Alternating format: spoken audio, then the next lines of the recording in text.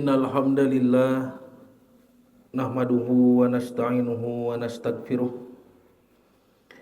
wa na'udzu billahi min sururi anfusina wa min sayyiati a'malina may yahdihillahu fala mudhillalah wa may yudlil fala hadiyalah. Asyhadu an la ilaha illallah wahdahu la syarikalah wa asyhadu anna Muhammadan abduhu wa rasuluhu alladzi la nabiyya ba'dah. Amma ba'd. Ikhwatu iman yang dirahmati Allah, Bapak dan Ibu, alhamdulillah puji dan syukur kehadirat Allah yang Maha Ghafur. Kita bisa bertemu kembali dalam keadaan sehat walafiat, sehat yang mudah digunakan untuk ibadah di Baitul Mukmin, masjid yang kita cintai ini. Mudah-mudahan apa yang kita laksanakan ini menjadi salah satu di antara bentuk syukur kita kepada Allah, terutama atas waktu dan akal yang diberikan kita gunakan untuk mengkaji ilmu Allah. Bapak dan Ibu yang dirahmati Allah, saya mohon izin pada kesempatan kali ini harusnya jadwal Ustadz Haikal ya, karena beliau sedang umroh, jadi bertukar jadwal ya. Mohon izin untuk melanjutkan pembahasan tentang Al-Quran dan keberkahan waktu. Bapak Ibu dan dirahmati Allah, ini lanjutan dari pembahasan Kamis yang lalu ya, kalau Bapak Ibu masih ingat. Bahwa keberkahan waktu seseorang tergantung kepada interaksinya dengan kitab Al-Quran. Karena di dalam Islam, apabila kita mempelajari tentang waktu, Bu ya, di dalam Quran, di dalam Islam, dalam hadis, apakah ada waktu-waktu istimewa yang Allah berikan? Jawabannya ada, banyak begitu ya. Tetapi di dalam Islam itu, apabila kita belajar tentang waktu-waktu yang Allah berikan, waktu istimewa, itu adalah belajar tentang adab di waktu tersebut. Begitu ya. Allah Subhanahu wa taala memandang apa amal soleh kita di waktu itu, bukan sekedar semata-mata merayakan waktunya. Contoh misalkan nanti di bulan Ramadan kan ada malam yang mulia, malam Qadar ya. Malam Qadar ketika Allah mengurus takdir-takdir seluruh makhluk, bahkan malaikat turun semua ya ke bumi. Kata Nabi SAW, bumi penuh sesak dengan malaikat. Nah, di malam itulah dulu Allah pernah menurunkan Al-Quran dari Lauhul Mahfud ke Baitul Izzah, dari Lauhul Mahfud ke langit dunia. Itu di malam Qadar, malam Lailatul Qadar. Jadi Allah memilih satu malam yang khusus, mulia, yang setiap tahun ada. Tapi dulu pernah Quran diturunkan dari Lauhul Mahfud, kata sahabat Ibnu Abbas radhiyallahu anhuma, ke Baitul Izzah, ke langit dunia. Di malam itu turunnya secara jumlatan wahidatan, sudah secara utuh Quran itu diturunkan. Jadi di malam Qadar itu bukan turun kepada Nabi, bukan begitu ya. Kata Ibnu Abbas, turun kepada Nabi tidak dalam satu malam, tetapi dalam rentang waktu 23 tahun. Sedangkan yang dimaksud turun di malam Lailatul Qadar itu turun dari Lauhul Mahfud ke langit dunia, ke Baitul Izzah. Nah, itulah yang terjadi di bulan Ramadan. Maka apabila Bapak Ibu beribadah di malam itu, kata Nabi, diberi kebaikan oleh Allah seperti beribadah selama 1000 bulan. Tapi bagaimana apabila Bapak Ibu tibra? Kalau tidur bagaimana? Tidak dapat ya? Tidak dapat kan? Berarti belajar waktu di dalam Islam adalah belajar adab di waktu itu. Apa adabnya? Nah, kemarin kan sudah kita singgung sedikit ya. Nabi SAW menggunakan kalender Qamariyah, kalender Hijriah itu ya. Berarti sekarang ini bulan Rajab kan? yang perpindahan harinya di waktu maghrib. Berarti jam pertama yang Nabi sebut sebagai sa'ah, 1 jam ya. 1 sa'ah Nabi itu, yang pertama kata para ulama adalah dari maghrib ke isya gitu Pak. Itu adalah jam pertama ya dalam 1 hari. Jadi catatan Bapak Ibu dalam catatan malaikat, amal soleh kita dalam 1 hari dimulai dari maghrib. Nah, maka apabila waktu pertama, jam pertama dalam 1 hari itu maghrib, apa adab maghrib? Gitu kan? Adabnya apa? Kata Nabi SAW, jika datang waktu maghrib, maka masukkanlah istrimu dan anakmu ke dalam rumah. Pintunya ditutup, jendela ditutup. Lalu tutuplah persediaan airmu. Ya, dan kamu, bapak dan anak laki-laki pergi sholat ke masjid memohon perlindungan, sholat maghrib. Nah, kenapa? Karena setan bertambah kuat. Begitu ya? Itu adab di waktu maghrib. Sampai kapan itu terjadi? Sampai lepas isya, begitu ya. Sampai selepas isya. Nah, jadi kalau pada isya ada keperluan apa silahkan. Tapi kalau pada maghrib sampai isya harus masuk ke dalam rumah. Makanya orang tua kita dulu kan kalau maghrib datang gerang ngampih jadinya. Mohon bili aya sanekala. Sampai sekarang tidak paham naon sanekala. Nah, Bapak Ibu yang dirahmati Allah, nanti jam kedua adalah apa? Masa ini kemarin sudah lupa ya. Jam kedua itu apa, Bu? Ya pada isya, betul. Jam apa maksudnya? Semuanya ada dalam Qur'annya. Ya, betul Ibu. Waktu aurat. Nah, itu disebutkan di surah An-Nur, Bu ya. Di surah An-Nur ya. Bahwa Allah memberikan kita waktu aurat. Itu pada isya, sebelum subuh dan setelah duhur. Apa adabnya di waktu aurat? Bapak Ibu, suami istri masuk kamar yang sulit ditembus. Namanya apa? Al-Hujurat, betul. Ada yang mencatat, Pak Bunya. Ini yang tidak mencatat wassalam lah. Al-Hujurat. Kenapa kamar di dalam Quran disebut hujurat? Dari kata hijar, artinya batu, karena sulit ditembus. Tuh, Ibu hebatnya. Ibu maklum Ibu apa namanya? Ada bakat terpendam jadi wartawan, Ibu. Mencatatnya hebatnya. Nah, Bapak Ibu yang dirahmati Allah, jadi jam kedua adalah jam aurat.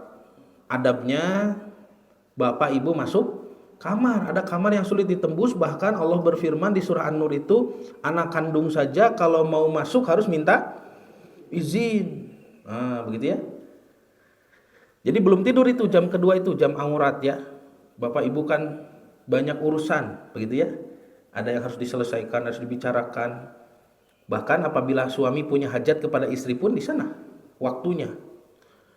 Kemudian jam ketiga adalah waktu tidur sekarang. Barulah tidur. Allah berfirman dalam surah An-Naba itu, wa ja'alna laila libasan, dan kami jadikan malam untuk istirahat. Tidur, Pak. Pada isya itu setelah waktu aurat, waktunya tidur. Kan waktu aurat itu dikatakan waktu menanggalkan pakaian luar, gitu ya. Jadi di kamar itu Bapak ngange kolor, hungkul tanya celana pendek, kaos oblong begitu. Kan enak santai ya, itu waktu aurat. Tidak boleh bertamu, tidak boleh berkunjung. Bahkan ahlul bait pun, keluarga yang ada di rumah, tidak boleh masuk. Jadi kalau orang yang tahu adab Islam, tidak mungkin berkunjung di 3 waktu aurat itu, Pak. Terusnya, pada isya namu, ini tunduh atuh. Sebelum subuh, waktu sahur, masa berkunjungnya. Setelah duhur pun sebetulnya waktu aurat itu. Jadi berkunjung itu kapan? Kalau mau berkunjung nih, waktunya antara subuh ke duhur ya. Nah, di waktu nahar itu siang ya, atau di asar ke Ya ke maghrib begitu, disitulah kalau mau berkunjung. Nah bapak dan ibu yang dirahmati Allah, nanti kan jam ketiga ini tidur. Adabnya apa? Adab tidur. Ya wudhu, lalu membaringkan badan ke sebelah kanan, terus membaca doa-doa ya. Ada yang redaksinya surah Al-Quran, ada juga yang doa tidur yang panjang, dan doa tidur favorit bapak dan ibu yaitu wa'amut begitu ya. Nah maka kata para ulama, apabila adabnya sudah benar, dari maghrib masuk hari yang baru itu sampai tidur adabnya benar, solih beres begitu ya. Solih itu beres. Maka ketika bapak ibu tidur, insya Allah tidur itu akan diberi mimpi yang mimpinya berasal dari Allah. Bukan mimpi yang berasal dari waswas syaitan, kata Nabi ya. Kan mimpi itu ada tiga macam. Satu, ilham dari Allah. Kata Nabi, jika kalian melihatku di dalam mimpi, ya, maka itu adalah aku, kata Nabi. Jadi Allah mempertemukan ruh bapak ibu, bukan ruh ya, nafas ya, jiwa bapak ibu dengan Rasulullah. Kata Nabi, karena syaitan tidak bisa menyerupaiku di dalam mimpi. Tuh berarti syaitan itu bisa mengintervensi ya, memanipulasi mimpi kita, Pak. Kalau kita adabnya tidak tepat. Tapi kalau adabnya terjaga, tadi dari maghrib sampai tidur itu, Pak, insya Allah mimpinya itu dari Allah. Dan itu kebiasaan para sahabat, para ulama, menjaga mimpinya solih, mimpinya beres. Nanti dapat inspirasi dari mimpinya itu, Pak. Ya, kalau dikaji dalam ilmu fisika kuantum kan mimpi itu masuknya dimensi mana? Dimensi 5, dimensi 6 banyak. Bahkan tidak jarang para ulama itu dulu saling bertemu di dalam mimpi. Kok bisa melihat mimpi yang sama? Karena begini Bapak Ibu, mimpi itu bukan penglihatan mata kita, bukan begitu. Bukan penglihatan mata saja, bukan. Kalau penglihatan mata saja, berarti kan tidak bisa Nabi tadi mengatakan kalau kalian melihatku maka itulah aku. Ya. Atau kalau kalian melihat setan, setan tidak bisa menyerupaiku. Berarti mimpi itu ada jiwa kita ketika digenggam oleh Allah itu bertemu siapa begitu. Makanya tadi adabnya luar biasa ya. Wudu dulu kan, baringkan sebelah kanan, baca doanya.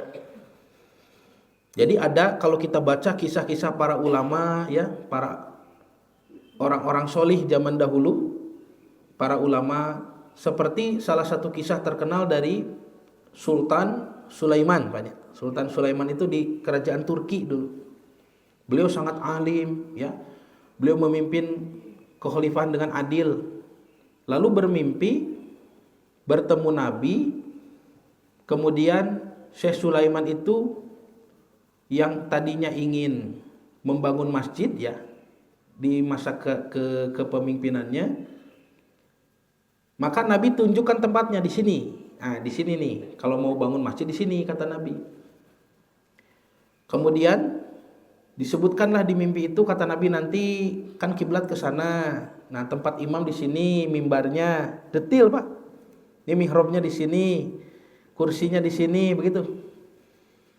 Nah, itu Sultan Sulaiman ya dari Turki itu bangun lalu cepat memanggil tukang bangunan lah, arsitek begitu ya. Nah, yang lucunya arsiteknya juga orang soleh, Pak, Bu. Arsiteknya orang soleh. Lalu kata Sultan Sulaiman, saya ingin bangun masjid di sini, ya, tempatnya di sini.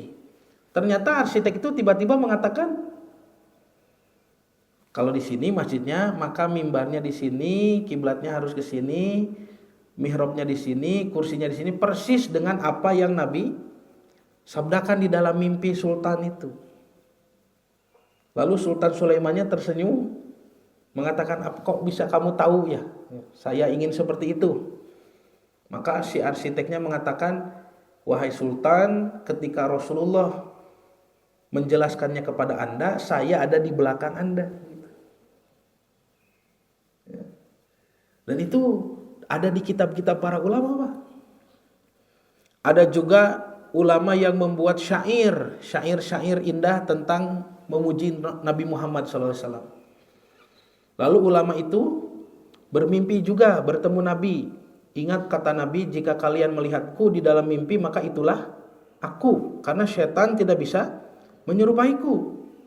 Lalu Nabi memintanya untuk membacakan syair yang dia tulis. Coba bacakan. Syair indah itu bacakan, aku ingin dengar. Dibacakanlah oleh ulama yang membuat syair itu. Sudah selesai mimpinya, lalu besoknya dia berjalan di perjalanan pasar mau ke masjid, Buya. Kemudian datang seorang pria tuanya, kakek-kakek mengatakan, ya Syekh, gitu. Ya, sesama orang tua. Yang ini ulama juga disebut Syekh. Bacakanlah syair yang kau bacakan kepada Rasulullah itu. Maka kata ulama yang menulis syair itu, kok Anda bisa tahu? Nah, jawabannya sama kayak mimpi sultan tadi, Pak Bu.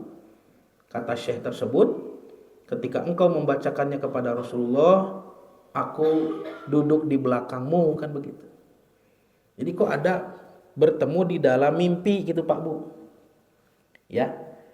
Itu mimpi orang-orang solih, Bapak Ibu. Kata Nabi, 1 dari 46 tanda kenabian sudah hilang ketika Nabi SAW wafat, kecuali ru'yah, mimpi orang soleh. Jadi orang soleh masih diberi ilham di dalam mimpinya. Coba Bapak Ibu, kata para ulama, mimpimu adalah cerminan jati dirimu. Sok Bapak Ibu ngimpen naon wae tah? Ieu unggal dinten ngan ngimpen di udag juri kok gitu, Pak. Sigana aya nu nagih. Mun teu di udag jurig dipacok oray. Coba Pak Bu, kalau saya misalnya saya pribadi nih sebagai santri ya, yang sehari-harinya di pesantren begitu belajar mengajar, saya paling sering itu mimpi ketemu guru yang sudah wafat begitu. Itu sering. Ya. Guru-guru saya dari dulu yang sudah wafat, ada beberapa orang yang sudah wafat itu ketemu. Lalu saya senang begitu ya, diajakin ngobrol, dipijit, saya pijit kakinya begitu. Sering ngobrol mimpi begitu sering. Ya. Maka ketika bangun kita mau sholat tahajud nih, kan terinspirasi ya. Oh, barusan ketemu Ustadz Anu di dalam mimpi gitunya, maka kita doakan, kan jadi inspirasi itu. Jadi mimpi orang soleh Bapak Ibu, itu kalau ada Nabi Yusuf ya hari ini, kalau ada Nabi Yusuf bisa jelaskan itu. Bahwa mimpi itu bisa ditakwil oleh orang yang paham ilmunya, contohnya Nabi ya. Tapi kalau Bapak Ibu jangan coba-coba mentakwil mimpi, nanti kamana karep gitu. Sok Ibu sok nakwil mimpi Ibu? Sok nakwil mimpi tara? Tara nya tekengingnya. Mun bade taroskeun kayak ka Nabi Yusuf pami bade. Jantan ngimpen sareng Nabi Yusuf. Kalau mimpi Ibu kenging lauk emas, ngimpen lauk emas atoh teu? Teu nya jol seuri Ibu mah, Pak. Mun ngimpen kenging lauk emas jol seuri Ibu mah. Sok naon cenah Bu? Sok naon pami ngimpen kenging lauk emas? Sok naon? Oh, api-api terang, Bapak Bu. Pak, Ibu api-api terang. Sakeng naon, Bu? Keng artos sebenarnya eta ti mana eta teh teu aya dalilna. Mimpi dapat ikan mas katanya punya akan dapat rezeki ya. Rezeki tak terduga itu tidak ada sababul kurunyungnya. Duka teu aya eta mah asbabul pucung hulna duka di mana? Ya. Mohon. Nah, Bapak Ibu yang dirahmati Allah, kan jam-jam itu ya, Masya Allah, kata Nabi, siapa yang menghendaki kebaikan, orang yang paling baik kata Nabi, orang yang panjang usianya dan panjang juga amal solehnya. Jadi cara Nabi memeras waktu.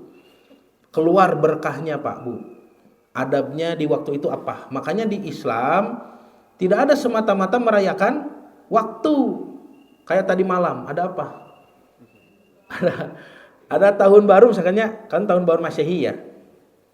Lalu dirayakan selamat tahun baru, nggak ada di Islam. Soalnya apa adabnya di malam tahun baru itu adabnya? Nggak ada. Ada juga yang diada-adakan, nah itu banyak ya. Akhir tahun apa muhasabah apa segala macam ada. Tapi kalau detailnya dari Quran, dari hadis Nabi ketika pergantian tahun itu bagaimana? Tidak ada. Masalahnya Nabi Muhammad SAW itu nggak kenal tahun, Bang. Para ulama menjelaskan Nabi itu tidak kenal tahun yang dihitung dengan angka. Kan Nabi pakai kalendernya Muharram Safar punya. Muharram Safar Rabiul Awal itu di zaman Nabi kan belum dihitung dengan angka.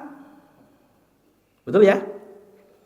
Silakan cek ya kitab-kitab tarikh biografi Rasulullah yang paling tua. Tuh ada Ibn Ishaq, Ibn Hisham, Tarikh At-Tabari. Silakan cek.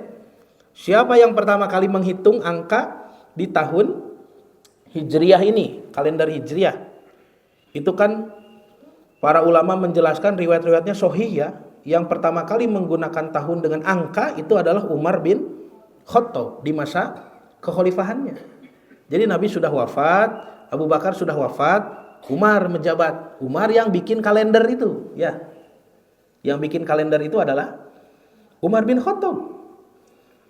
Jadi sebelum kalender itu muncul, tidak ada penyebutan dengan angka itu tahun. Makanya kalau ditanya kapan Nabi lahir, nah, yang muncul bukan angka Bapak Ibu. Yang muncul apa? Gajah. Nah, gitu. Amul Fil, tahun gajah. Jadi kata para ulama dulu di masa Rasulullah SAW, tahun itu diberi nama dengan kejadian fenomenal di tahun itu. Karena dulu ada Abraha dari Yaman datang ke Mekah yang mau menghancurkan Ka'bah. Aslinya mereka orang Ethiopia, orang Afrika, makanya tunggangannya adalah gajah-gajah Afrika begitu. Nah, fenomena dilempari batu panas oleh burung yang banyak sekali, ya gajahnya tidak kena karena gajahnya ditinggalkan, Pak. Ya yang kena itu tentara Abrahanya saja.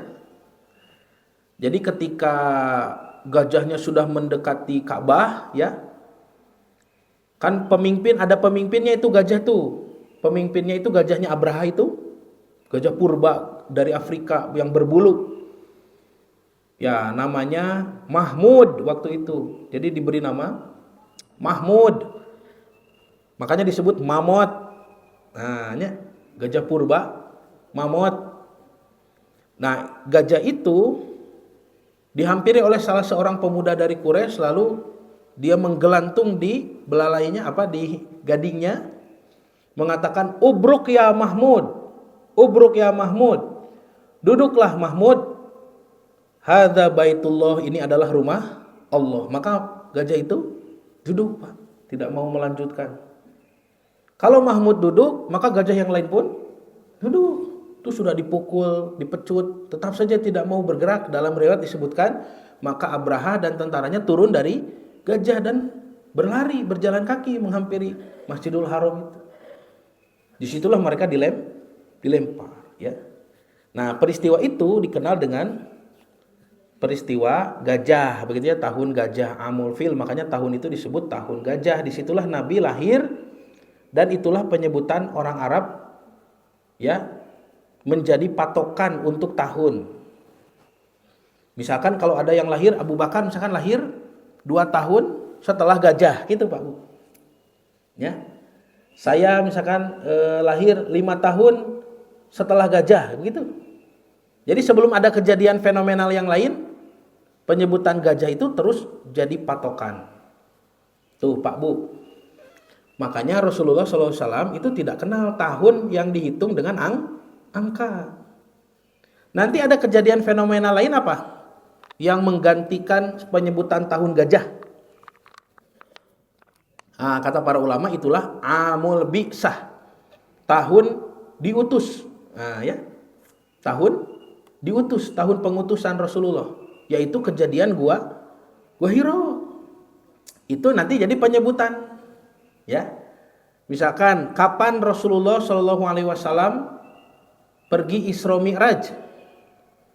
Jawabannya yang paling kuat, yang paling rajih dan masyhur adalah tahun 10 Bi'sah gitu. Jadi tahun ke-10 dari kerasulan. Nah, itu penyebutannya ya. Nanti ada juga penyebutan yang lain, ada Amul Huzni, tahun kesedihan ya. Ada Amul Hijri, tahun hijrah. Nanti di Madinah ada Amul Idni ya, tahun diizinkan hijrah. Di Madinah ada Amul Amri, tahun diturunkannya perintah-perintah. Begitu. Nah, Bapak dan Ibu yang dirahmati Allah, karena manusia sudah tidak mengenal jam-jamnya, waktu-waktunya sendiri, maka berkahnya juga ikut hilang. Karena waktunya banyak dibuang-buang, otomatis berkahnya juga hilang.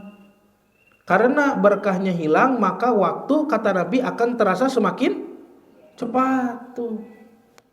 Seperti yang sedang kita alami nih. Bapak Ibu, waktunya terasa semakin cepat?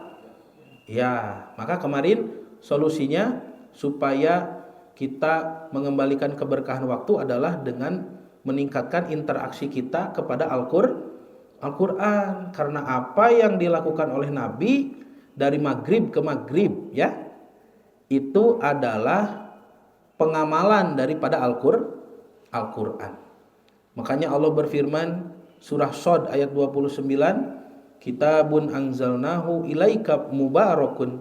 Inilah kitab Al-Quran yang kami turunkan kepadamu Muhammad, mubarakun, penuh dengan keberkahan ya, penuh dengan keberkahan. Nah, Nabi mengajarkan, dalam Quran pun disebutkan bahwa interaksi kita dengan Quran itu ada 6. Ada berapa Pak Bu?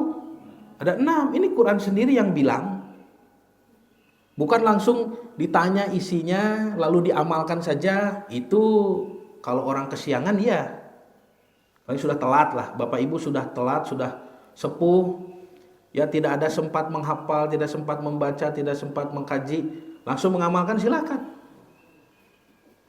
Tapi apabila aktivitas sempurna, nah ini diajarkan oleh Quran dan Sunnah, para ulama juga sepakat Pak, aktivitas sempurna kita dengan Quran ada 6. 1 mendengar, tasmi', istima'an. 2 membaca, qiraatan wa tilawatan. Qiraah kalau hanya membaca huruf tanpa memahami artinya, itu sudah sangat berpahala dan berkahnya banyak. Apalagi kalau sampai paham artinya, namanya tilawah. Makanya di kita disebut suri tilawah itu apa? Pembacaan ayat suci Al-Quran. Judulnya dengan suri tilawah. Suri tilawah itu nanti kerjanya apa? Bacakan terjemah gitu. Karena tilawah itu membaca dengan paham. Ada membaca yang memang tidak paham. Ya, qiraah itu hanya membaca hurufnya saja secara tartil, belum tentu paham, kayak anak-anak baca. Nah, ya. Belum paham. Ya. Itulah membaca. Jadi aktivitas membaca ini jangan ditinggalkan. Meskipun Bapak Ibu sudah paham, meskipun Bapak Ibu sudah mengamalkan, ya. Karena Rasulullah Shallallahu alaihi wasallam, para sahabat, para ulama yang ilmu dan pengamalannya lebih dari kita, jauh lebih hebat dari kita, mereka tidak meninggalkan. Kan siapa kita Pak Bu ya dibandingkan dengan para sahabat? Para sahabat mah nuju saum perang atuh. Orang sehebat itu masih baca Quran. Padahal sudah paham, sudah hafal, sudah mengamalkan, bahkan sampai perang. Perangnya pun di bulan Ramadan. Ini kita Bapak Ibu, bulan Ramadan itu malah bukannya perang tapi mirip korban perang. Sakitu sigah korban perang, tara maca Quran dehnya. Nah, itu kan Allah yang berfirman ya. Jadi mendengarkan, kedua membaca, ketiga hifdzon ya, tahfidz, menghafalnya. menghafal semampunya. Bapak Ibu, tambahlah surah-surah pendek ya. Surah-surah pendek disortir dari belakang saja Bapak Ibu. Disortir dari mana? Dari belakang. Cobi, kan dari belakang tuh ada surah An-Nas, Al-Falaq, Al-Ikhlas ya. Hafal kan? Hafal tuh sudah satu halaman. Wih, hebat Bapak Ibu, apa satu sufah itu? Ya. Halaman kedua surah Al-Masad, Al-Lahab ya. Tabat Syada. Kemudian An-Nasr, Idza Jaa. Kemudian Al-Kafirun. Hafal enggak? Hafal. Tuh, sudah 2 halaman. Hebatnya Bapak Ibu. Halaman ketiga Al-Kautsar ya. Al-Maun. Al-Maun, ara'aital ladzi yukadzibu biddin. Hafal tuh? Hafalnya Pak, Bu. Kemudian surah Quraisy, li'ilafi Quraisyin. Hafal enggak?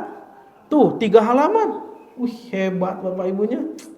3 halaman Pak, George Bush mah teu apal sahalaman-halaman acan. Bapak Ibu lebih hebat dari George Bush. Halaman keempat. Apa halaman keempat? Surah Al-Fil. Atasnya Al-Humazah. Buya. Ke atasnya lagi. Hafal enggak? Nah, nanti Bapak Ibu akan ketemu dengan surah yang ini belum hafal ini. Tapi pendek, tapi belum hafal. Apa contohnya? Surah Al-Balad misalkan. Cobi Al-Balad hafal tuh Pak? La uqsimu bihadzal balad wa anta hillum bihadzal balad wa walidi wa ma walad. Hafal tuh? Tuh hafalnya. Nah, berarti hafalkeun surah Al-Balad, Pak. Sakedik tuh, Pak. Cobi sebulan itu ya Al-Balad terus saja dibaca oleh Bapak Ibu dina sholatnya banyak. Bapak dina aktivitas sehari-hari sedang ada waktu luang baca Al-Baladnya. Dina sholat baca Al-Balad. Ibu nuju sasapu baca Al-Balad gitu. Nuju nyeusuh maos Al-Balad. Bapak nuju pingpong Al-Balad gitu. Ya. Dugi ka molotok pokoknya mah 1 bulan ya sok. Kan lumayannya. Nanti bulan depan tambah lagi 1 surah. Naon misalkan surah Al-Bayyinah, hafal tuh Al-Bayyinah? Hah? Ya lam yakunil ladzina kafaru min ahlil kitabi wal musyrikina munfakina hatta ta'tiyahumul bayyinah. Coba hafal tuh Pak? Tuh hafalnya. Tuh hafalkeun tah lah. Nanti di akhirat Allah berfirman kepada penduduk surga. Kan Bapak Ibu masuk surga ya? Insya Allah, karena semua dijamin orang Islam itu masuk surga. Yang tidak dijamin itu apakah berkunjung dulu ke neraka atau tidak, itu tidak dijamin. Jadi kalau masuk surga dijamin sama Nabi, man qala la ilaha illallah dakhala jannah, kata Nabi, siapa yang mengatakan tiada Tuhan selain Allah masuk surga. Ya. Tapi belum tentu terhindar dari siksa api neraka. Kan ada orang Islam yang dicuci dulu. Nah, kalau Bapak Ibu jangan mau dicuci dulu ya. Cuci dari sekarang saja. Cuci sendiri. Nah, nanti di surga Bapak Ibu akan dikatakan oleh Allah, Iqra warfa. Bacalah dan naiklah, begitu. Kata Rasulullah Shallallahu alaihi wasallam, jika kamu dikatakan seperti itu, maka bacalah sebagaimana kamu membacanya di alam dunia. Maka akan diangkat derajatnya di surga terus setiap 1 ayat yang dibaca. Kata Nabi, maka tempat tinggalmu, istanamu berada di ayat terakhir yang kamu baca tuh. Coba baca alhamdulillah ya ayat Al-Balad nya. Baca Al-Balad mah 20 ayatnya Al-Baladnya. Juz 30 hafal Bapak teh. Wah, lumayan Pak, teras ka luhur tuh. Kumaha upaminu apalna mungkulhu. Nyata nah kulhu nama sae Pak, kulhu nama ngan ieu urang Bapak Ibu nu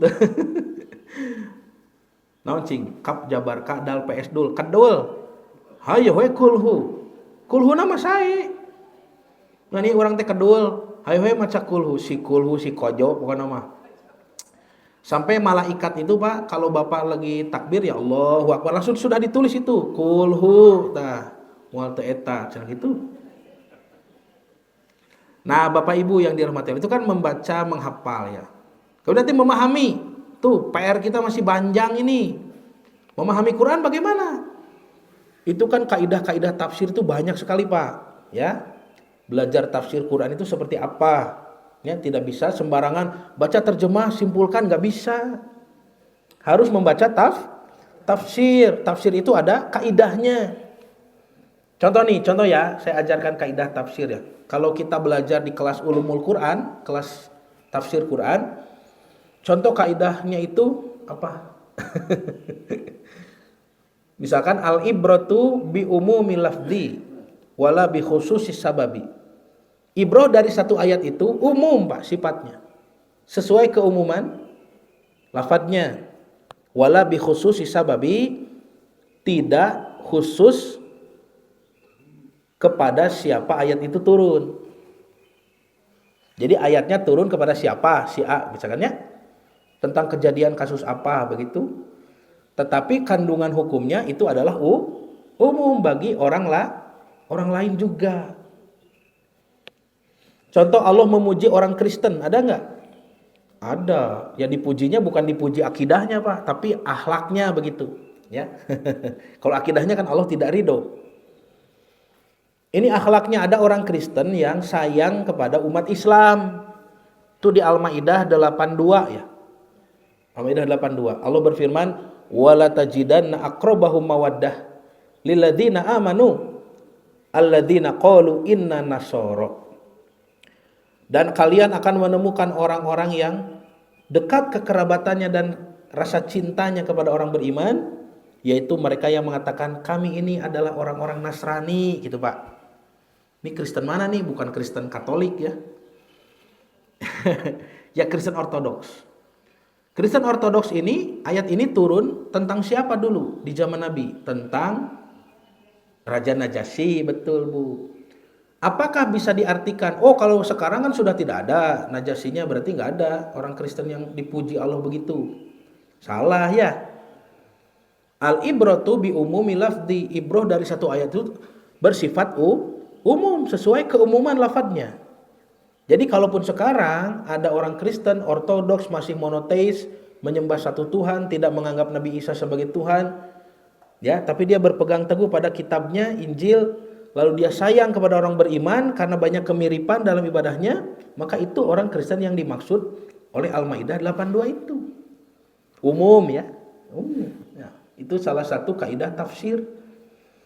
Seru Bapak Ibu belajar memahaminya, mentadaburi Al-Qur'an. Dan kita kalau tidak pernah mentadaburinya, maka akan dihisab di akhirat dengan hisaban yang berat. Karena Allah berfirman, afala yatadabbarunal Quran. Kenapa kalian tidak mentadaburi Al-Quran? Berapa puluh tahun yang aku berikan, kata Allah, untuk hidup di bumi. Dipakai apa? Kok tidak belajar Quran? Kan begitu ya. Nah, nanti setelah memahami, mentadaburi, pastikan mengamalkan. Lalu ada tugas terakhir adalah mengajarkan. Ini mengamalkan dan mengajarkan, Pak. Amalan wa tatbiqon, ya. Mengamalkan, membiasakan praktek. Nah, Quran itu diamalkan, maka berkahnya lebih besar lagi. Dan yang terakhir mengajarkan ta'liman, ini juga penting karena menyiapkan generasi pelanjut begitu.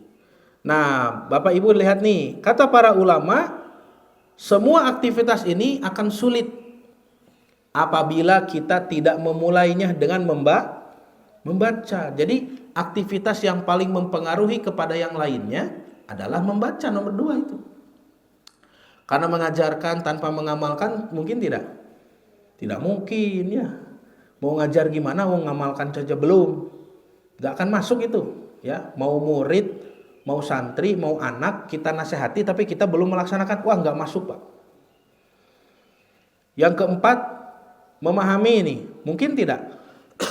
Mengamalkan tanpa memahami, gak mungkin.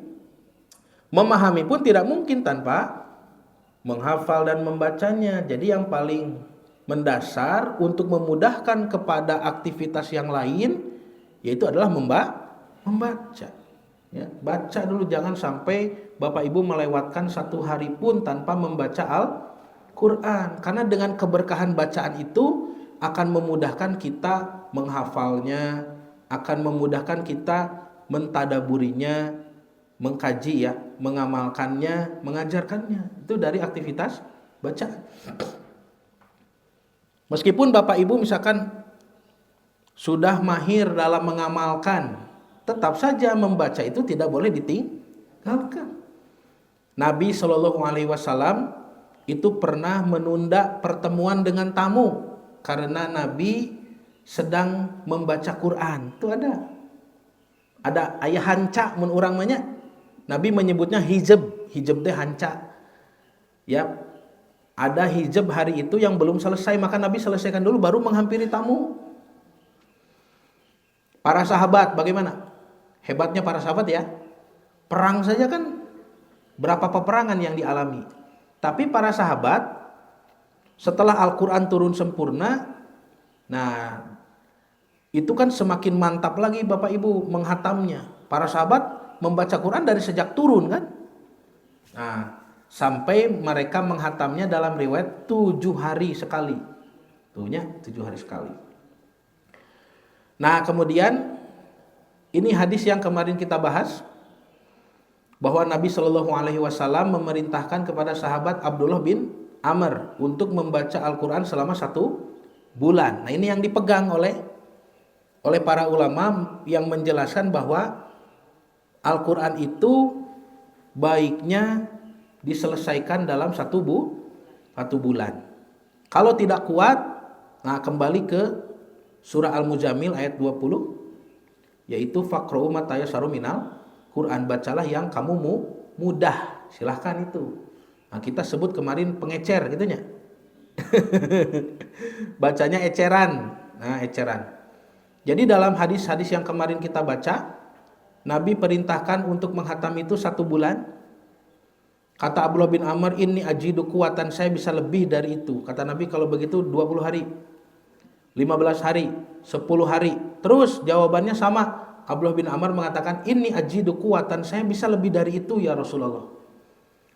Nah, pemuda hebat ya, Abdullah bin Amr bin As itu putranya Amr bin As. Kata Nabi, kalau begitu bacalah selama 7 hari. Nanti ada 2 riwayatnya. Riwayat pertama mengatakan 7 hari, jangan lebih dari itu. Karena istrimu punya hak, anak-anakmu punya hak, tetanggamu punya hak. Banyak lagi amal soleh yang harus diperbuat. Tapi ada juga riwayat Abu Daud, Imam Abu Daud mengatakan Nabi sampai menyebut 3 hari. Nah, ini 3 hari. Jadi kalau dikumpulkan semuanya, ada 6 juga nih. Tadi kan interaksi dengan Quran 6 macam ya. Nah, ini cara menghatam Quran pun ada 6. Ada 6 paket nih kalau Bapak Ibu mau pilih paket. Kalau tidak kuat ya semampunya begitu. Yang penting membaca itu tidak boleh ditinggalkan. Ya, kitab yang penuh berkah. Nah, ini hijab sahabat Pak, 7 hari sudah kemarin ya. Bahwa sahabat itu 7 hari sekali hatam. Kalau Bapak Ibu beli paket hemat lah ini. Paket 1 bulan. Nah, ini saya sudah perbaharui ya. Pak, nanti boleh di share. Nah, ini sudah diperbaharui, sudah diperbagus. Dan ini kalaupun dicetak jadi poster tidak akan blur. Sudah resolusinya ditingkatkan ya. Ini tidak akan blur. Bagus ya. Nanti insya Allah di share. Dan sudah berapa masjid yang minta mau dicetak jadi poster gitu Pak ya, lalu ditempel gitu ya, supaya bisa jadi panduan. Ini jadi membaca Quran dalam 1 bulan hatam, caranya bukan pakai juz, tapi ini bukan juz yang Bapak Ibu kenal ya, karena juz yang Bapak Ibu kenal itu seringkali memotong firman Allah tanpa melihat wakaf yang benar. Ya. Nah, ini kita ada ulama yang merumuskan juz yang berbeda. Dia berhentinya selalu di wakaf yang benar, wakaf yang sahih, gitu ya. Ya ada beberapa jamaah saya pun beberapa masjid yang sudah mulai baca pakai wakaf ini. Dan sudah ada yang menghatam dari kemarin dari Jumadil akhir ya. Ini sudah Rajab kan? Tanggal berapa ini Rajab? Tanggal 12. Apa juznya hari ini? Ya, kalau tanggal 12 juznya itu adalah surah Al-Isra dan Al-Kahfi gitu Pak Bu. Ya, nanti besok 13 surat Maryam Toha, 14 Al-Anbiya Al-Hajj, 15 pas sedang bulan purnama itu Al-Mu'minun dan An-Nur, surah cahaya bunyinya. Ya ini rumusan dari para ulama. Ya ada ulama yang membuat seperti ini supaya wakufnya sahih. Supaya berhentinya di tempat yang benar. Jadi Allah masih berfirman, masih bercerita, dipotong kan begitu kalau juz yang kita kenal ini. Tapi kalau juz ini tidak akan memotong firman Allah. Begitu Pak adabnya ya. Adab membaca supaya berkahnya lebih dapat, lebih hebat. Gampanglah ini nanti di-share ya. Itu kan hari pertama sampai hari ke-29 30 itu bacaannya beda Pak Bu. Maksudnya panjangnya berbeda ya. Meskipun jumlah ayat bisa jadi sama. Jumlah ayatnya antara 150, 200 sampai 200 lebih. Jumlahnya sama, tapi secara panjang akan berbeda ya. Nah, para ulama yang mentafakuri juz ini hasil dari pembacaan hadis Nabi Shallallahu Alaihi Wasallam dengan malaikat Jibril. Pernah membaca Quran, menghatamkannya selama 1 bulan, ya, yaitu di bulan Ramadan. Berarti pakai bulan Hijriah Bu ya, pakai bulan Hijriah, bulan untuk kita menghatam Quran. Patokan 1 harinya dari maghrib ke maghrib. Jadi kalau ibu baca Quran nih, pertama start tanggal 1, apa tadi? Al-Baqarah ya. Dari kapan bacanya? Dari waktu maghrib, setelah sholat maghrib baca Al-Baqarah. Tuh, ya hari pertama. Misalkan dari maghrib ke isya dapat berapa ayat? 100 ada? Ada 100? Oh, ibu sudah expert Pak berarti. Kalau di maghrib ke isya dapat 100 sudah bagus bacaannya. Kan ada yang waduh nggak sampai 100 nih. Karena bata. Naon cing maca Qur'ana ti tajong dinu lempeng Pak. Cuma dapat misalkan 30, 50 nggak apa-apa ya. Justru yang terbata-bata itu kata Nabi pahalanya 2. Nanti ada ya dijelaskan. Nah, hari kedua Ali Imran selesai. Jadi Al-Baqarah 286 itu dari maghrib ke maghrib. Tidak harus sekali langsung selesai ya. Bapak Ibu bisa memotongnya dengan aktivitas lain. Contoh misalkan dari maghrib ke isya dapat 100 tadi Ibu ya. Pada isya apa Ibu segala macam di rumah sibuk sampai tidur. Nanti malam bangun kan? Bangun jam 2, bangun jam 3 mau tahajud nih.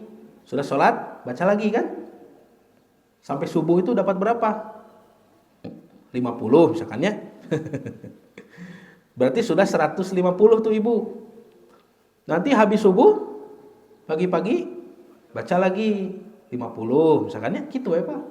200 sudah beraktivitas lah. Baru istirahat nanti duhur kan? Duhur 50. Ya hari pertama memang berat Pak. Nanti pada asar selesai itu Al-Baqarah. Begitu ya kalau metode ini ya. Nanti hari terakhir lihat sedikit Pak. Jangankan hari terakhir ini sudah lepas 7 hari saja itu sudah sangat berkurang. Kan kalau Al-Baqarah sampai berapa halaman itu? Kalau pakai juz yang sekarang, juz yang ada di mushaf itu kan sampai hampir 3 juz ya. 2 juz lebih kan? Nah, nanti kalau sudah masuk hari ke-7 ke-8 itu enggak ada 1 juz itu ya. Ya misalkan Al-Anfal atau Al-Anfal kan pendek. Nah, para ulama memikirkan bahwa hari kedua itu Ali Imran 200 ayat selesai. Itu Jibril membacakan kepada Nabi di Ramadan terakhir pasti selesai. Karena kaidahnya ayat yang Allah firmankan ini. Nah, ini surah Al-Qiyamah. Allah berfirman, "Fa idza qara'nahu fattabi' Qur'ana." Apabila kami membacakannya, maka ikutilah bacaan itu. Cobi kan Nabi kan sahabat dibacakan oleh Nabi dibacakan oleh Jibril alaihissalam. Jibril dibacakan oleh Allah, diajarkannya Quran itu. Apabila kami membacakannya, maka ikutilah bacaan itu.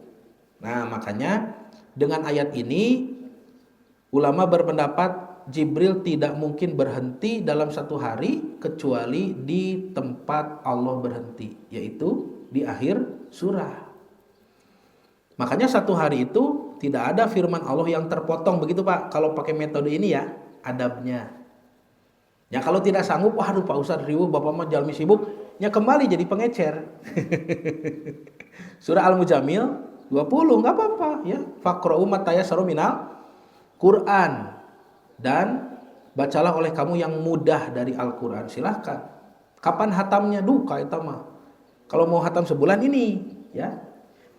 Ya, jangan sampai Bapak Ibu menyimpulkan bahwa interaksi dengan Quran itu yang penting amalannya. Jangan begitu. Amalan itu yang paling puncak, yang paling afdol, yang paling mulia, betul. Tapi Bapak Ibu, kita mengambil berkah dari bacaan ini untuk sampai pada pengamalan yang paling hebat. Nanti dengan bacaan yang penuh berkah ini dimudahkan mengkajinya, dimudahkan memahaminya, menghafalnya, dan dimudahkan mengamalkannya. Terasa itu. Nanti kalau dibaca nasihat-nasihat para ulama, semuanya begitu. Ada ulama yang menasihati muridnya, jangan sampai kamu tinggalkan membaca Al-Quran dalam satu hari pun, karena akan memudahkan apa yang kamu inginkan begitu.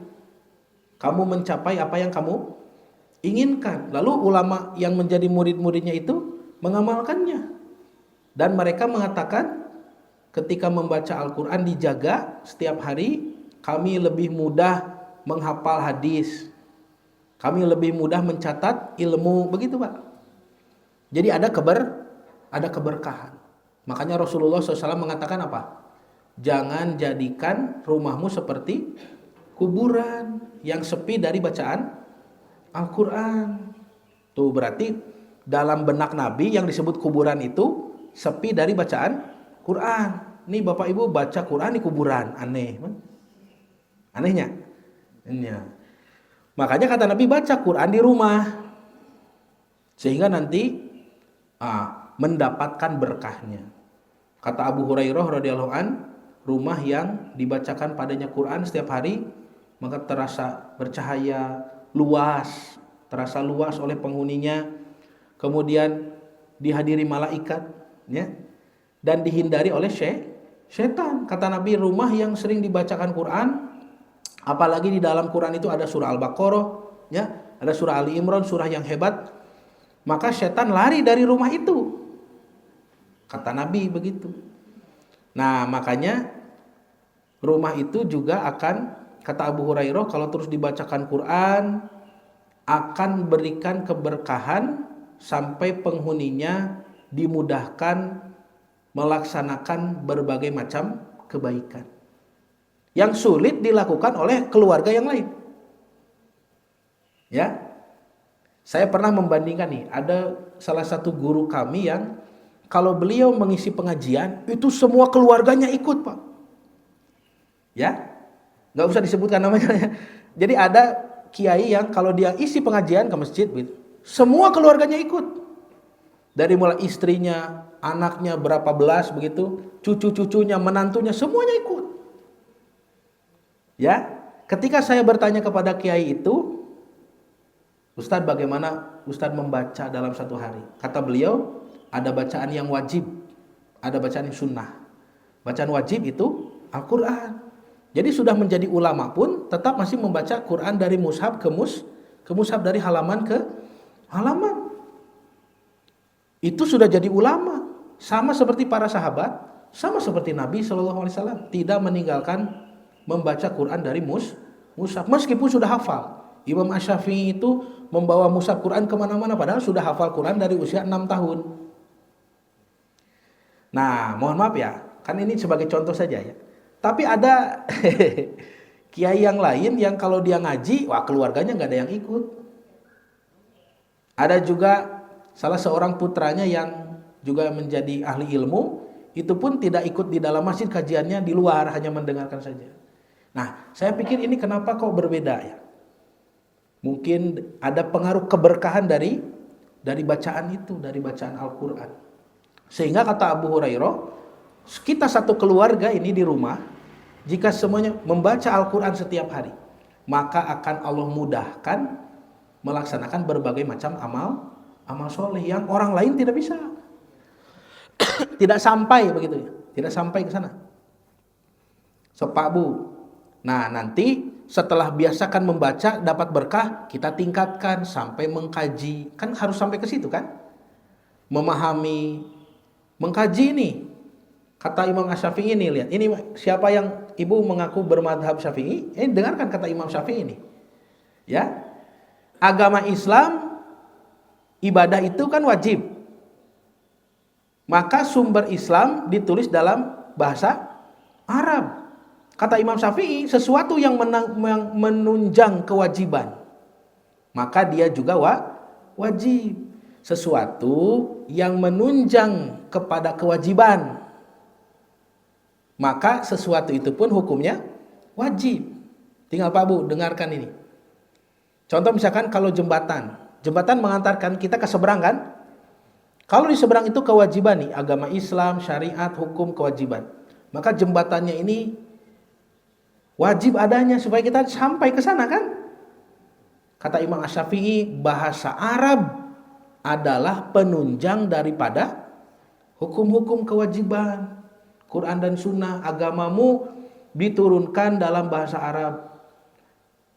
Maka sesuatu yang menunjang kewajiban, maka hukumnya juga wajib. Itu Imam Syafi'i yang bilang, belajar bahasa Arab itu bagi kita wajib. Coba dulu. Karena Bapak Ibu belajar bahasa Arab susah Pak Ustadz. Susah karena selama ini salah masuk kelas. Salah pakai kitab. Nyesok belajar bahasa Arab susah kan? Susah enggak? Nah, bagaimana supaya mudah? Ternyata sudah dikembangkan sekarang metodenya kan? Dulu kalau belajar bahasa Arab pasti pakai kitab apa? Jurumiyah gitunya. Alfiyah. Ya, Alfiyah Ibn Malik itu. Kemudian ada Jami'ud Durus, kalau kami di pesantren pakainya Al-Muyassar Jami'ud Durus.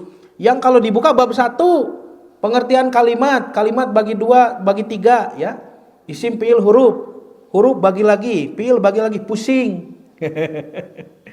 Ternyata kalau pakai itu kitab untuk orang Arab, Bapak Ibu. Ya semua kitab itu kan dari Arab. Itu untuk orang Arab yang belajar bahasa Arab, sastra Arab. Kita masuk ke situ nyapugu leneng. Nah, kalau Bapak Ibu betulan mau belajar bahasa Arab nih, wajib Pak, Bu, karena menunjang kewajiban ibadah yang hukumnya wajib. Maka sekarang sudah ada kitabnya. Hasil penelitian dari profesor ahli bahasa, ya, Syekh Abdul Rahim, ya, yang menulis kitab misalkan Durusul Lughah, ya. Durusul Lughatil Arabiyyah li ghairi natiqina biha. Pelajaran bahasa Arab untuk orang yang tidak berbahasa Arab. Berarti sahatah. Bapak Ibu, ini kelas Bapak Ibu ini. Betul? Pelajaran bahasa Arab untuk orang yang tidak berbahasa Arab. Buka bab 1 apa? Bab 1, hadza masjidun, hadza baitun, ini masjid, ini rumah, gitu.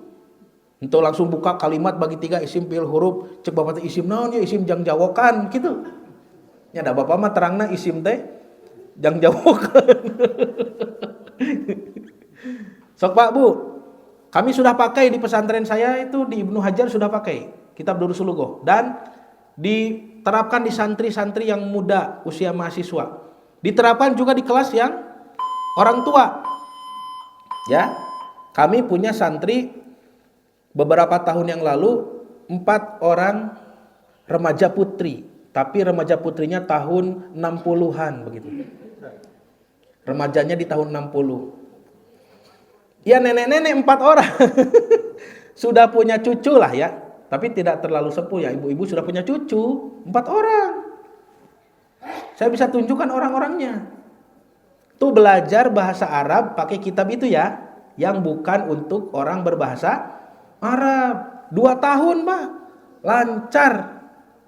Ujian terakhir lulus, bisa mensyakali Arab gundul, menerjemahkan 2 tahun.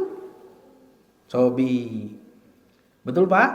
Kalau kita keinginannya kuat, pasti ada jalan. Yang penting mulai dulu. Kan pintu dibuka untuk orang yang berjalan. Ya, leres tuh.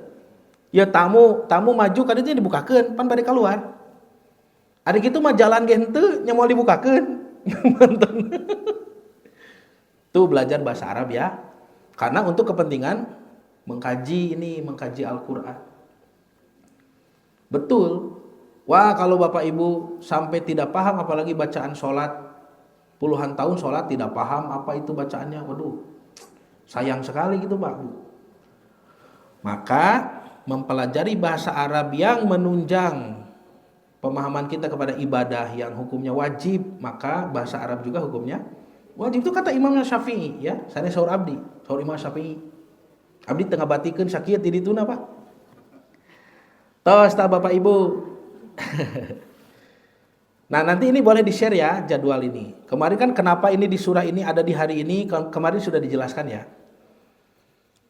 Nah maka saya tutup ini dengan bagaimana keuntungan Bapak Ibu apabila membaca Quran. Ada keuntungan dunia, ada keuntungan akhirat. Ini mungkin sedikit banyak Bapak Ibu ada yang sudah mendengar ya.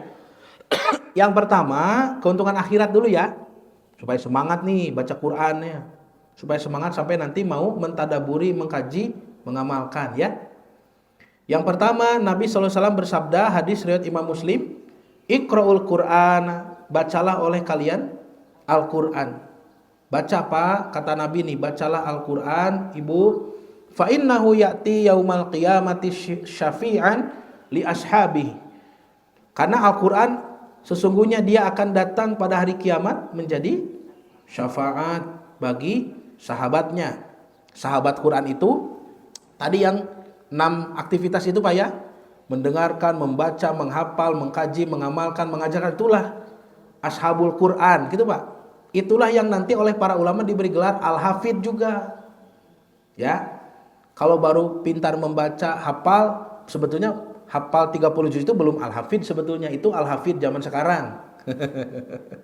Al-Hafidh itu kan yang menjaga Quran itu sampai dikaji, diamalkan, diajarkan, diberdayakan sedemikian rupa sampai peradaban Islam itu tidak hilang. Nah, itulah ashabul Quran. Hari kitu mah Bapak Ibu ngapalkeun Quran 30 juz eta mah teu acan Al-Hafidh sareresna mah. Nya. Mun hafidh secara bahasa eta mah hafal gitu maksudna. Mohon sanes Al-Hafidh dalam istilah para ulama.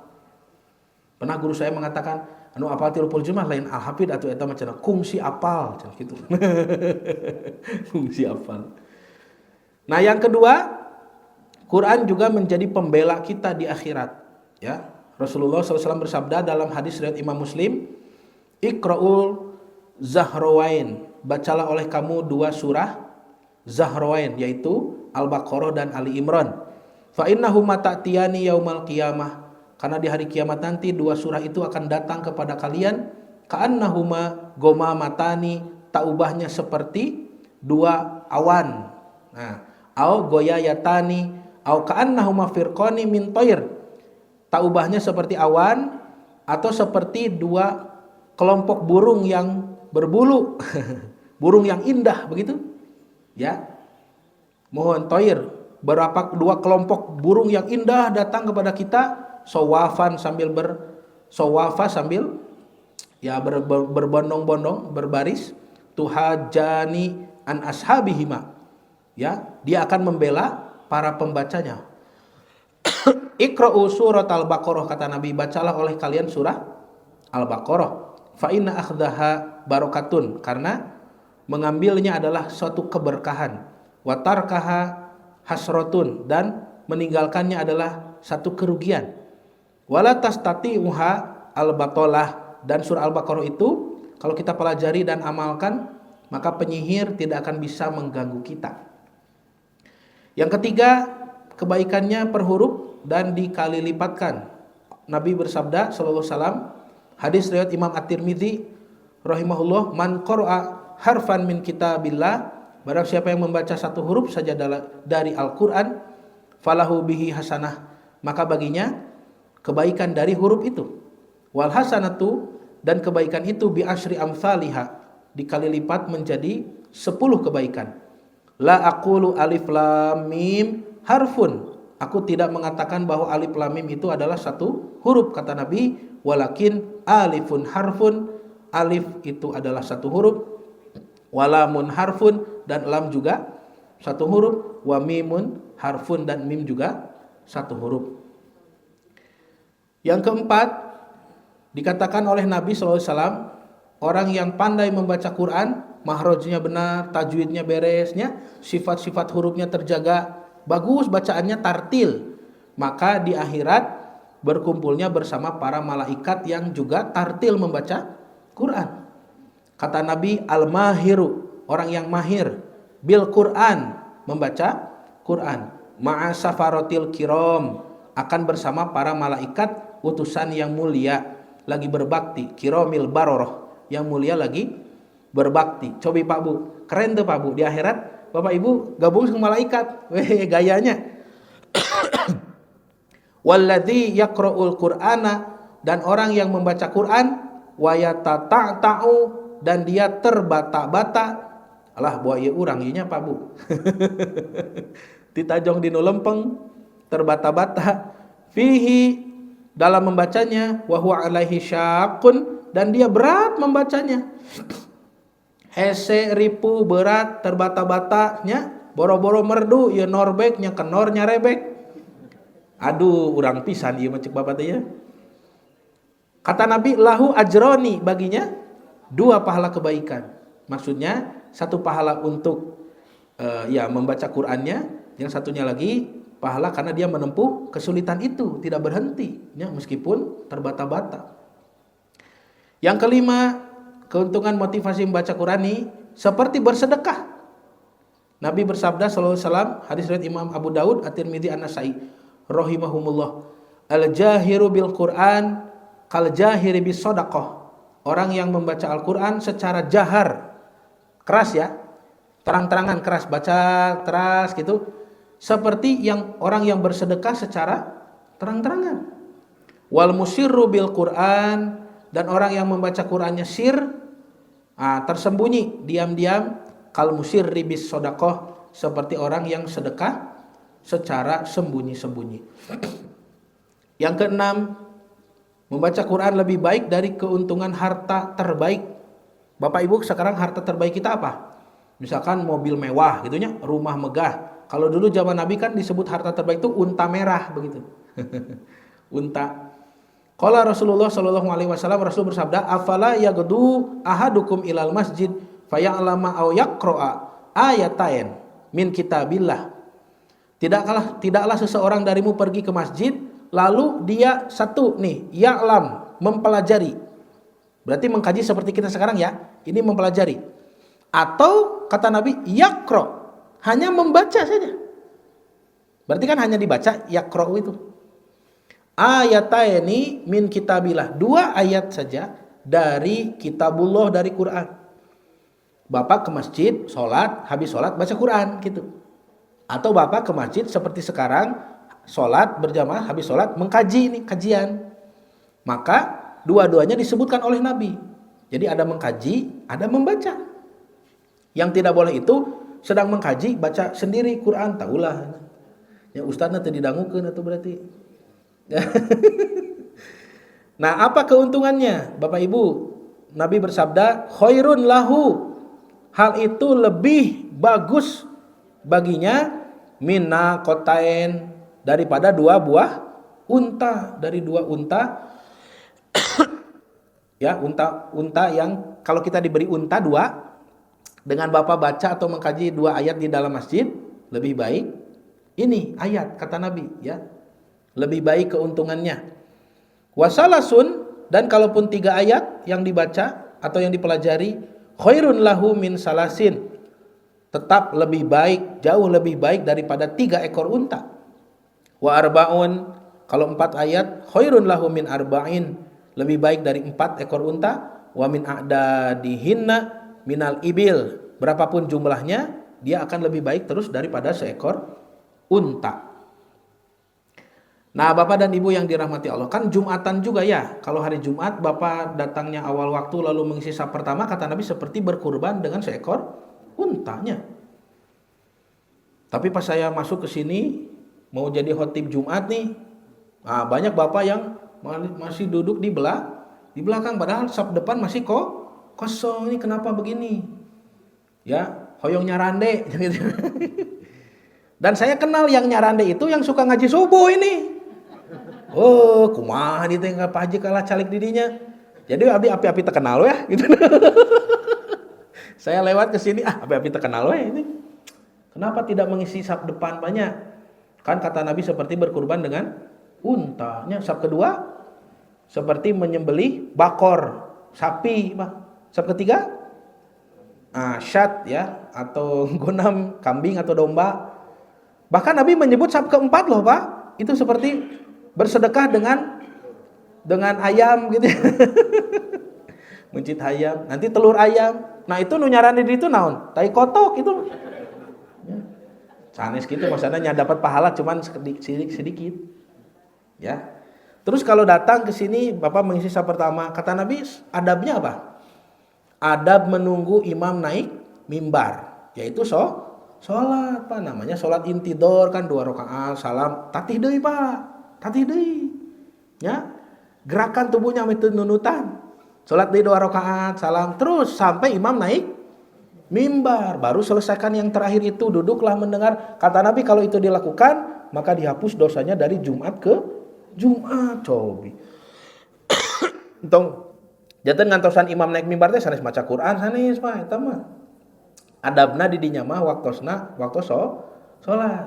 Dan kata Nabi, kalau ada orang yang salat, orang yang baca Quran harus silent, harus dipelankan kan? Cobi, pakai logikanya pakai nih. Kalau menunggu waktu Jumatan itu adalah waktunya salat intidor.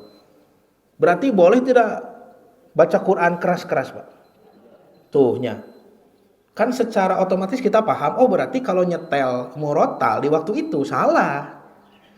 Kan ini waktunya orang untuk sholat, menunggu imam naik mimbar. Karena kata Nabi kalau dilaksanakan sholat itu bisa menghapus dosa dari Jumat ke Jumat. Dari Bapak nyetel kaset, kan ngaganggu sholat, begitu, Pak. Ya. Nah, Bapak dan Ibu yang dirahmati Allah. 7. Halaqah Al-Quran penuh dengan rahmat dan ketentraman. Nabi bersabda, majtama'a qaumun fi baitin min buyutillah. Tidaklah satu kaum berkumpul di rumah Allah, yatsluna kitab Allah, hanya membaca saja, membaca kitab Allah, atau wayatadarasunahu, mempelajarinya. Tetap 2 ini selalu disebut-sebut, Pak. Boleh mempelajarinya lebih bagus, atau hanya sekedar membacanya. Bainahum, di antara mereka berkumpul begitu. Illa nazalat alaihimus sakinah, tidak akan mereka berkumpul di masjid membaca Quran kecuali akan diturunkan kepada mereka as-sakinah, ketenangan, ketentraman. Sok Bapak Ibu tentram tuh. Kita di masjid baca Quran tentramnya, tenang, tentram, atau mengkaji seperti kajian begini, tenang, tentram, Bapak dugi kanunutan.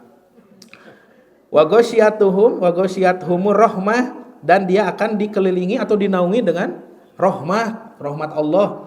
Wa khaffathumul malaikah, dan dikelilingi oleh para malaikat. Ini ada, meskipun kita tidak lihat, tapi malaikat ada di sini, membentangkan sayapnya, ya, di majelis-majelis ilmu, di majelis-majelis bacaan Quran, lalu mendoakan kita, Allahumma gfir lahum, ya Allah ampuni mereka, ya Allah ampunilah mereka, kan begitu. Sampai para sahabat itu ya, ketika mau wafat, meninggal, seperti Abu Hurairahnya, itu sampai menangis, Pak Bu. Kenapa? Karena rindu dengan majelis ilmu seperti ini. Ya, saya tidak akan ada lagi waktu berkumpul dengan orang-orang soleh, dengan orang-orang berilmu, berkumpul di majelis ilmu, mendengarkan ilmu, itu nikmat sekali. Ya, para ulama sampai ada yang menangis itu, ketika sudah tua, sudah mau wafat, sakarat, begitu nangis ya. Hoyong ngariung keneh itu. Dengan orang soleh, dengan orang berilmu di majelis ilmu. Nah, wa dzakaruhumullahu fi man indahu, dan Allah dengan bangga menyebut-nyebut mereka di hadapan makhluk-makhluk yang ada di sisinya. Itu para malaikat yang menyangga arasy-nya, para malaikat-malaikat di sisi Allah. Allah bangga, lihat hamba-hambaku itu, lihat. Tuh, Pak, bangga ka urang teh. Ya, kalau kita membaca Quran dalam satu majelis atau mengkaji Al-Quran. Yang kedelapan, Nabi menyebut para pembaca Al-Quran yang beriman, ya, membaca Quran seperti buah yang wangi lagi manis. Nah, Nabi mah nyebatna buah utrujah. Nya di ditu di Arab banyak aya nu seungit amis, ta eta teh utrujah di Nabi mah. Mohon sigah melon gitu, Pak. Pami di urang naon? Nu seungit amisnya melon. Naon deui, Pak? Jeruk, duren. Duren mah aya nu taresep punya. Ibu saya kalau cium duren langsung muntah, itu aneh ya. Kalau ada duren jojo boroloe pun biang mah jolongkek. Makanya saya susah makan duren ya. Jadi Nabi mengatakan masalul mu'minil ladzina yaqra'ul qur'ana kamasalil utrujah. Orang beriman yang membaca Al-Qur'an taubahnya seperti buah utrujah. Rihuha thayyib. Aromanya bagus, wangi, wa ta'muha thayyib, dan rasanya juga enak, rasanya manis. Tapi kalau Bapak Ibu tidak pernah membaca Quran, wa masalul mu'minil ladzi la yaqra'ul Qur'an, cukup amalkan saja cek Bapak teh nya. Naon hataman kitu moal Bapak mah. Kama salit tamroh, kata Nabi, Bapak seperti kurma, lari halaha, aromanya tidak ada, tidak wangi. Wa ta'muha khulwun, tapi masih manis karena mengamalkan, tapi tidak wangi. Nanti ada lagi orang munafik yang membaca Quran seperti Rihanna. Uninga Bapak Ibu Rihanna? Sanes penyanyi, ieu mah Nabi nyebatna Rihanna. Buah yang harum tapi hasem. Tah hasem tah Rihanna mah nya. Nya da nyanyina tuh Pak nu ngararaco wae Pak, penyembahan iblis, tah eta Rihanna nya. Lagu-laguna gitu. Matak jangan dengarkan. Nah, ada juga orang munafik yang tidak membaca Quran. Kata Nabi, seperti buah yang bau, ya tidak berbau dan juga tidak enak ya rasanya. Terus Pak Bu, itu keuntungan akhirat. Mungkin masih banyak lagi ini. Belum semuanya mungkin ya. Keuntungan akhiratnya. Nanti kalau ada lagi ditambah. Ada keuntungan dunianya ada. Satu, dzikir Quran itu adalah membaca Quran. Dzikir terbaik menenangkan hati. Allah berfirman surat Ar-Ra'd ayat 28, alladzina amanu wa tatma'innu qulubuhum bidzikrillah. Orang-orang yang beriman dan menenangkan hati mereka dengan zikir kepada Allah. Ala bidzikrillah tatma'innul qulub. Hanya dengan berzikir kepada Allah hati menjadi tenang. Dan sebaik-baik zikir adalah membaca Al-Qur'an, kata Nabi, ya. Kemudian zikir yang menjadi tenang itu ada yang mengkaji nih, dokter, nanti kita taruhkeun ke dokternya. Dengan membaca Quran hati menjadi tenang, ternyata juga berdampak kepada organ tubuh yang lain. Bacaan Quran itu sampai bisa menurunkan tingkat stres, menstabilkan tekanan darah dan jantung, membantu memusnahkan sel-sel kanker. Ini ada penelitiannya ya. Nah, ini ada laporan penelitiannya. Meningkatkan fokus dan konsentrasi dan nutrisi terbaik bagi otak. Itu Dr. Fadil yang mengkaji bahwa bacaan Quran setiap maghrib dan subuh, terutama bagi orang tua, bisa meningkatkan kemampuan otak sampai 80%. Ya. Yang kedua, rumahnya terjaga dari setan. Tadi sudah ya, bahwa yang dibacakan di rumahnya Quran, padanya ada fihi suratul Baqarah. La yadkhulu syaitan, tidak akan dimasuki setan. Ya. Maka Nabi mengatakan janganlah jadikan rumah kalian seperti kuburan, karena setan itu lari dari rumah yang di dalamnya dibacakan Al-Quran, di dalamnya ada surah Al-Baqarah. Terakhir asli ya Pak, asli. Dimudahkan mencapai segala urusan. Nah ini yang paling menarik Pak Bu ya. Jadi dengan berdisiplin membaca Quran itu, ya melatih habit kita ya, melatih kita datang kepada Allah, mendekatkan diri. Ternyata Quran memperbaiki hidup seseorang, itu betul ya, dan banyak panjang babnya para ulama menjelaskan tentang masalah ini. Memudahkan mencapai segala urusan. Surah Fatir ayat 29 30. Alladzina yatluna kitaballah. Orang-orang yang senantiasa membaca Al-Qur'an, kitabullah. Wa aqimus sholata, mendirikan salat, dijaga salatnya. Wa anfaqu mimma razaqnahum, infaknya juga sirran wa alaniyatan, sembunyi-sembunyi atau terang-terangan. Yarjuna tijaratan lan tabur, mereka seperti mengharapkan jual beli yang tidak akan rugi. Jadi seperti berdagang yang tidak ada ruginya. Baca Qur'annya. Kenapa? Karena yang belinya dermawan, lihat Pak. Satu, liyuwafiyahum ujurahum, Allah akan membayarnya, ya, dan membayar sesuai dengan apa yang mereka baca itu. Sabaraha mang ieu teh hijina 100.000 langsung dibayar. Ya tah, teu ditawis atau teu nu dagang kitu. Atau Pak, kalau ibu kan sok sadisnya nawisnanya. Sabaraha mang 100.000, olah 20. Atuh bapak teh sok isin tah ngaleos kitu nya. Aing si ibu mangerakeun cenah ieu. Ini tidak, yang belinya dermawan, langsung dibayar. Ditambah wa yazidahum min fadlihi, Bapak Ibu akan ditambah oleh Allah dari karunia-Nya, dari kekayaan Allah-Nya. Bapak Ibu akan ditambah. Kurang apa? Kurang sehat, diberi kesehatan. Kurang bahagia, diberi kebahagiaan. Kurang rezeki, diberi rezeki. Kurang apa? Ya, kata para ulama ini wa yazidahum itu apa yang kita kurang ditambah. Juga ada berbentuk tambahan pahala yang tadi dikali lipatkan. Innahu ghafurun syakur, Allah itu maha pengampun, lagi maha mensyukuri amalan-amalan hambanya, ya.